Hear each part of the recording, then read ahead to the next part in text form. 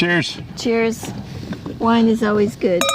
We're sitting out on the dock of the bay, and we're introducing our series yes, on Sicily is so much more.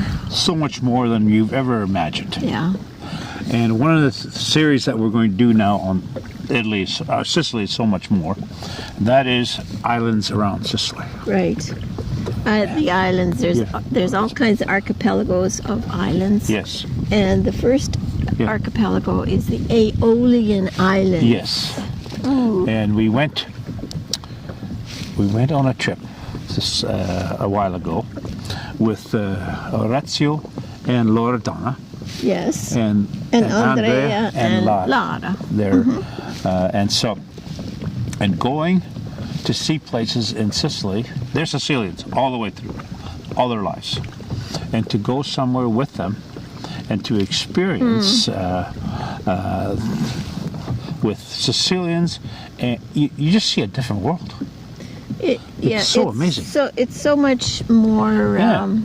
It opens up everything much more to us as visitors in their countries, so to speak, and so we experience so much more fully the experience of Sicily, which is so rich, so amazing. Yes. And with the Aeolian Islands, it just takes it up another level. Yes. And so we're going to take you on a trip I think you're going to enjoy. One of the things we did was we left from Piopi, Betula, where we stay up on Mount Etna, which is where we have our vineyard as well. Right. Yeah. And that's on the main island of Sicily. Yes. And then we took about an hour and a half trip to what was the port? It's the port is Milazzo. Milazzo. But that's still on the island of Sicily. Yes. And then that's where the ferries leave for the Aeolian Islands, yes, which is just a little trip. It's north. It's north of Sicily. Yes. And if you take a hydrofoil, it maybe takes an hour and 15 minutes. You can also take a slower ferry, which takes about 2.5 hours. And so, but yes, so we're going to take you on that tour. So we're very fortunate to become adopted Canadians into the Sicilian lifestyle. And we live on Mount Etna. Yes, we live on their farm, and they have 4 cottages. Yes. It's the winery, the cheese cottage. It's the horse stable, the stables. Stables, It's the new Rosmarina, and then the vineyard and many places. But they've renovated all these places, restored them from they were hundreds and probably centuries years old. But we rent their cottages. They've allowed us and Andrea, the two of us, Andrea and Lara, to start a small vineyard on Loredana's land. And we planted 600 plants this last year. And guess what? They started off as a foot tall, and we're already growing vines on them. But that's not the most amazing thing. We're going to show you a few slides now of our pictures of our cottage where we're staying. So this time we happen to be staying at Betula. Yes. Sometimes we stay in Piopi. Sometimes we stay at Betula. But Betula is beautiful. They're all beautiful spots. Betula happened to was the old cheese making villa. Mm-hmm. That's where they made the cheese. And Piopi was the winery.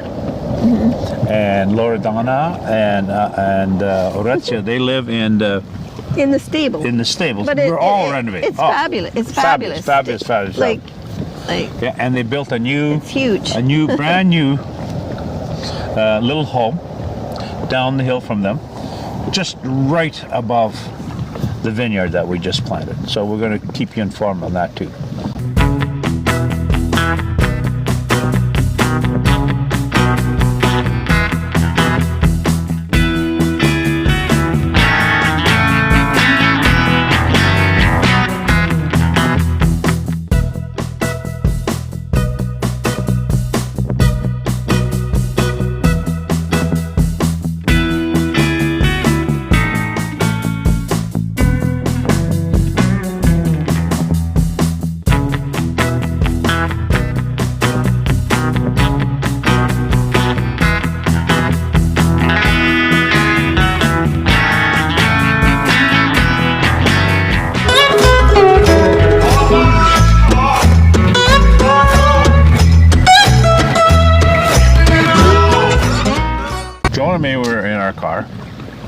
with Orizio.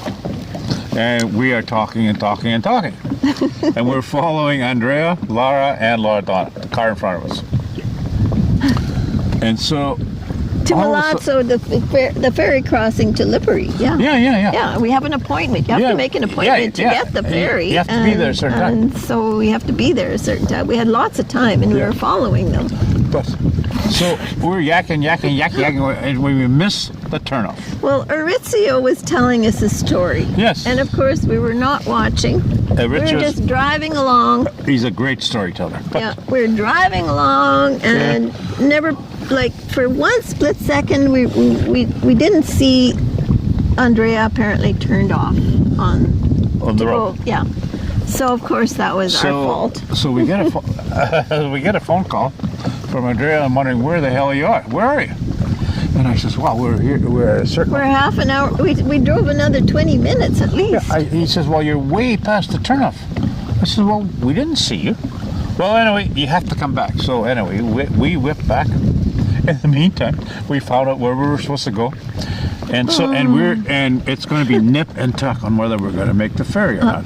So Andrea, because we were 20 minutes out of the way, 20 minutes back, plus getting to the ferry. And so Andrea makes all the arrangements with the guys there at the ferry, saying we're on our way. Plus the he made all the arrangements. When we came up, there was somebody waiting for us on a motorcycle. They took us up to where we were supposed to be. Follow me. Yeah. How he knew it was us.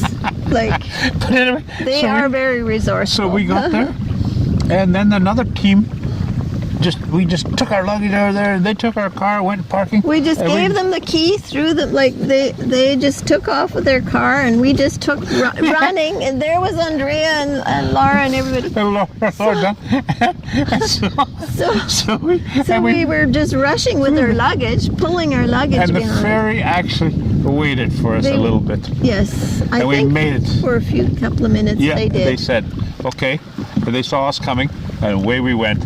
Oh, it was pretty. Oh. That was incredible. Well, Andrea pulled that off. Yeah, wow. It was fantastic. Wow, and they were all watching us, and we were all into. Everybody was waiting for us. Ciao. We made it work. Orazio has been losing his eyesight for a long time, but he is sort of a almost blind man that can actually see better than anybody that I know. He's an amazing individual, and he has a seeing eye dog. And Loredana is amazing with him, and so is everybody else.